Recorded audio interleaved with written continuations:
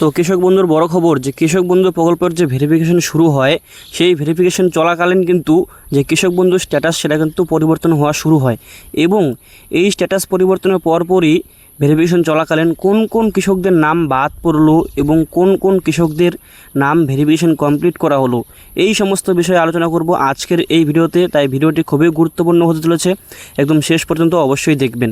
তো প্রথমত আপনারা কি করবেন, কৃষক বন্ধু প্রকল্প স্ট্যাটাস চেক করার জন্য আপনাদের যে ক্রোম ব্রাউজারটি ওপেন করে নিয়ে সেখান থেকে কৃষক বন্ধুর ওয়েবসাইটে যাবেন এবং সেখানে নথিভুক্ত কৃষকের উপরে ক্লিক করে তারপর আপনার যে এরকম যে মোবাইল নাম্বার, তারপর আপনার যে I am not a robot এখানে ক্লিক করে যখন সার্চ করবেন তখন আপনার সামনে কিছুটা এরকম যে কৃষক বন্ধু প্রকল্পের স্ট্যাটাস সেটা কিন্তু শো করবে, ঠিক আছে।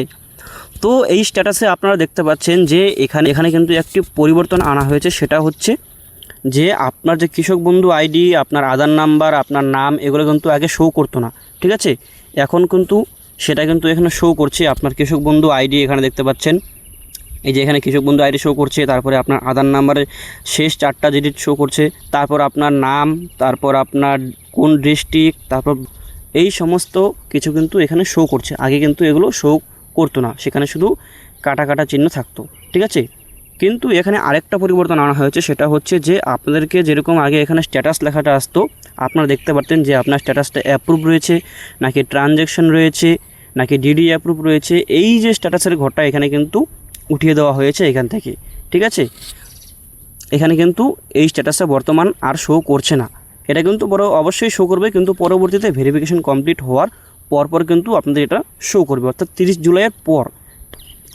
এবং আপনারা জানেন যে 30 জুলাইয়ের পরপর কিন্তু কৃষক বন্ধু প্রকল্পের টাকা দেওয়া শুরু হবে এবং মুখ্যমন্ত্রী কিন্তু এটা সরাসরি ঘোষণা করেন যে কৃষক বন্ধু প্রকল্পের টাকা কিন্তু দেওয়া হবে, ঠিক আছে। পরবর্তীতে আসা যাক যে কোন কোন কৃষকদের নাম বাদ পড়লো।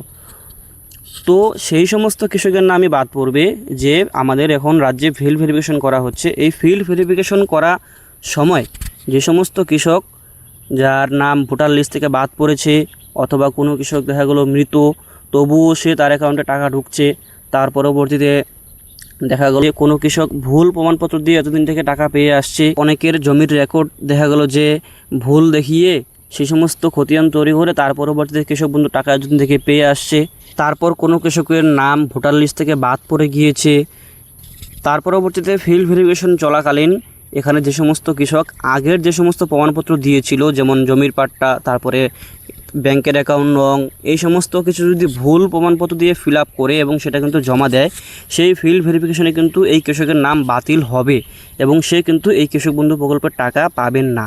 তার পরবর্তীতে আসা যাক যে কোন কোন কৃষকদের ভেরিফিকেশন কমপ্লিট করা হলো। সমস্ত কৃষকদের নামই একমাত্র ভেরিফিকেশন কমপ্লিট করা হবে যেই সমস্ত কৃষক একদম সঠিক প্রমাণপত্র দিয়ে ফিল আপ করবেন, যেমন তার ভোটার লিস্টে নাম রয়েছে, তারপর ব্যাংকের বই, তার জমির পাট্টা, জেল নং, এই সমস্ত কিছু একদম সত্যতার সঙ্গে ফিল আপ করেছে এই ফর্মটি, সেই কিন্তু একমাত্র এই কৃষক বন্ধু প্রকল্পের টাকা পাবে, অর্থাৎ তার নামটি কিন্তু ভেরিফিকেশন কমপ্লিট করা হবে, আর অন্যদের কিন্তু হবে না। এবং যদি আপনি একজন সঠিক কৃষক হয়ে থাকেন, আপনার যে ভেরিফিকেশন সম্পন্ন হওয়ার পর আপনি কিন্তু টাকা অবশ্যই পাবেন, কেননা এই রাজ্যে কিন্তু শুভেন্দু অধিকারী বলেছেন যে একদম যোগ্য কৃষকদের কিন্তু এই কৃষক বন্ধু টাকা দেওয়া হবে। আর আপনারা জানেন যে 30 জুলাই পর্যন্ত কিন্তু এই ফিল্ড ভেরিফিকেশন চলবে এবং এই ফিল্ড ভেরিফিকেশন চলাকালীন কিন্তু যোগ্য কৃষকরাই বাছাই হবে এবং তার পরবর্তীতেই কিন্তু এই কৃষক বন্ধু প্রকল্পের টাকা দেওয়া হবে, ঠিক আছে। তো এই ছিল আজকের আপডেট। তো আপনাদের কেমন লাগলো ভিডিওটি, অবশ্যই ভিডিওটি ভালো লাগলে আমাদের চ্যানেলটিকে সাবস্ক্রাইব করতে ভুলবেন না এবং ভিডিওটি বেশি বেশি করে শেয়ার করে দিন যাতে অন্যরাও এই খবরটা জানতে পারে। এবং আজকের জন্য এতটুকুই, ভালো থাকবেন, সুস্থ থাকবেন।